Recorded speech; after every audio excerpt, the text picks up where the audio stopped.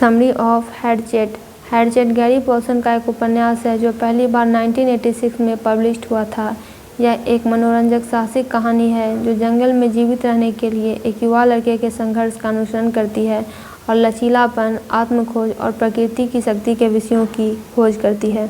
कहानी 13 वर्षीय लड़के ब्रायन रॉबसन के इर्द घूमती है जो कनाडा के जंगल में अपने पिता से मिलने जा रहा है। एक छोटे विमान में उड़ान भरते समय पायलट को दिल का दौरा पड़ता है और उसकी मृत्यु हो जाती है, जिससे ब्रायन को अकेले ही विमान को चलाना पड़ता है और अंततः वह एक सुदूर झील में दुर्घटनाग्रस्त हो जाता है। की इवेंट्स की बात करें तो पहला है दुर्घटना। दुर्घटना के बाद ब्रायन बच जाता है लेकिन जंगल में फंस जाता है। उसके पास अपनी माँ द्वारा यात्रा से पहले दी गई कुल्हाड़ी के अलावा कुछ नहीं होता।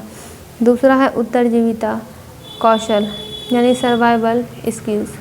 ब्रायन आश्रय बनाना, आग जलाना और भोजन ढूंढना सीखता है। उसे जंगली जानवरों, कठोर मौसम और चोटों सहित कई चुनौतियों का सामना करना पड़ता है। फिर है मानसिक और भावनात्मक विकास। अपने पूरे अनुभव के दौरान ब्रायन अपने माता पिता के हाल ही में हुए तलाक और अपने क्रोध और भ्रम की भावनाओं पर विचार करता है। वह खुद पर भरोसा करना सीखता है और प्रकृति के साथ एक गहरा संबंध विकसित करता है। फिर है बचाव। कई हफ्तों तक अकेले जीवित रहने के बाद ब्रायन विमान के मलबे से एक आपातकालीन ट्रांसमीटर निकालता है। वह गलती से इसे सक्रिय कर देता है और एक गुजरता हुआ पायलट सिग्नल को पकड़ लेता है, जिससे उसे बचाया जाता है। विषय की बात करें तो पहला है लचीलापन और दृढ़ संकल्प। जीवित रहने के लिए ब्रायन का संघर्ष उसकी आंतरिक शक्ति और प्रतिकूल परिस्थितियों पर विजय पाने के दृढ़ संकल्प को दर्शाता है।